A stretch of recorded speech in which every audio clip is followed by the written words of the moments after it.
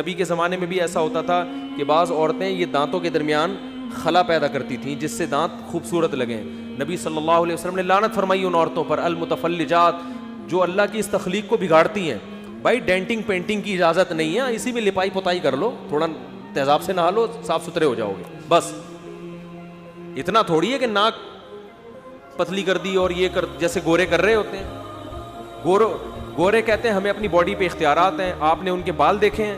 کسی نے ایسے بال بنائے ہوئے, یہاں سے اس طرح چلایا ہوا, بیچ میں ایک سڑک بنی ہوئی ہے, ادھر سے سائڈوں پہ قیام و طعام کے ہوٹل کھولنے کی دیر ہے بس.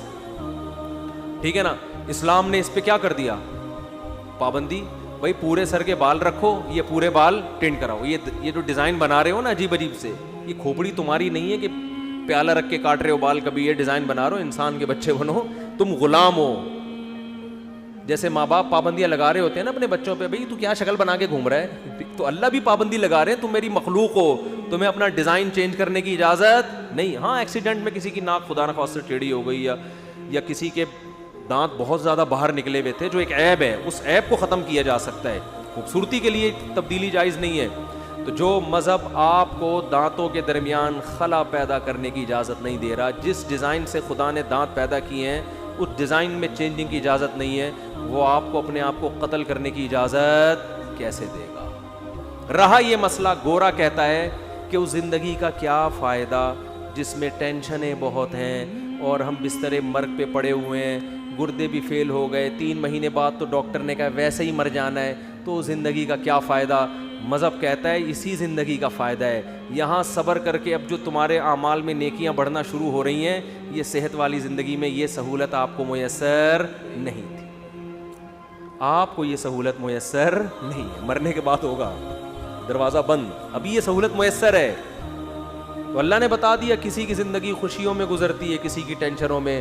خوشی والی کی بھی آزمائش ہے کہ اللہ کا شکر کرتا ہے کہ نہیں, اتراتا تو نہیں ہے, ظلم تو نہیں شروع کر دیتا لوگوں پہ, اور جو آزمائشوں میں ہے اس کا بھی امتحان ہے.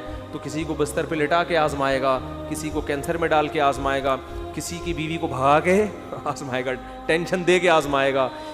مختلف طرح سے نبی صلی اللہ علیہ وسلم نے فرمایا کہ مسلمان کو اس کے مال, اس کی اولاد, اس کے رشتہ داروں کی طرف سے مصیبتیں پہنچتی ہیں.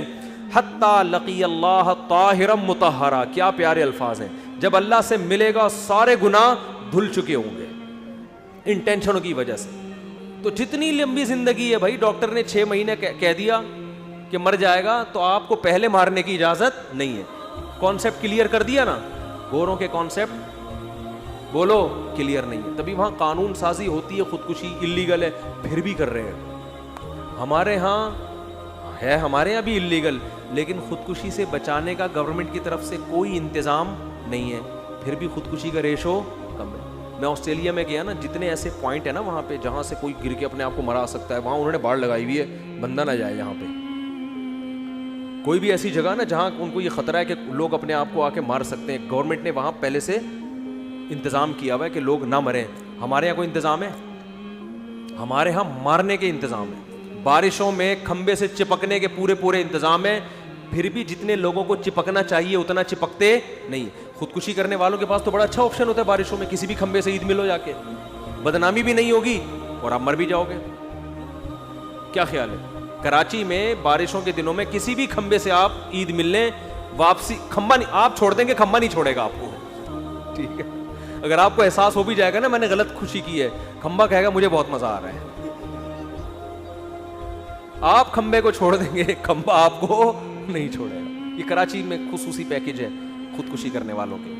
وہ ایک آدمی کو نا دریا میں ریچھ نظر آیا, وہ اصل میں کمبل نظر آیا, وہ کمبل نہیں تھا, وہ ریچھ تھا نا. ریچھ پانی منہ اندر کر کے جا رہا ہوتا ہے, اوپر سے کمبل رہا. یہ تھا لالچی. تو اس نے کہا یار یہ کمبل میں پکڑوں گا. لوگوں نے کہا چھوڑ دے, اتنی تیز روانی ہے دریا کی اور خام میں ڈوب ڈاب جائے گا. لیکن یہ ہوس تھی, چھلانگ لگائی, کمبل کو جا کے پکڑا ہے, اور وہ ریچھ تھا, اس نے اس کو پکڑ لیا.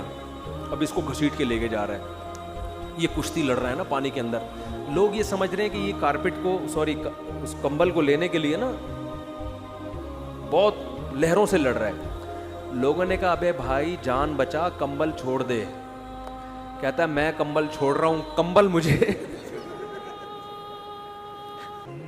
کمبل مجھے نہیں چھوڑ. تو کراچی کے کھمبوں سے عید ملیں گے جب آپ بارش کے دنوں میں, چاہے خودکشی کی نیت ہو, اگر وہ نیت تبدیل بھی ہو گئی تو آپ کھمبے کو چھوڑیں گے, کھمبا آپ کو نہیں چھوڑ.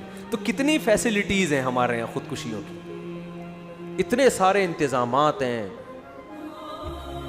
اس کے باوجود خودکشی کا ریشو الحمدللہ کم ہے. کیوں؟ مذہب کی گائیڈنس ہے.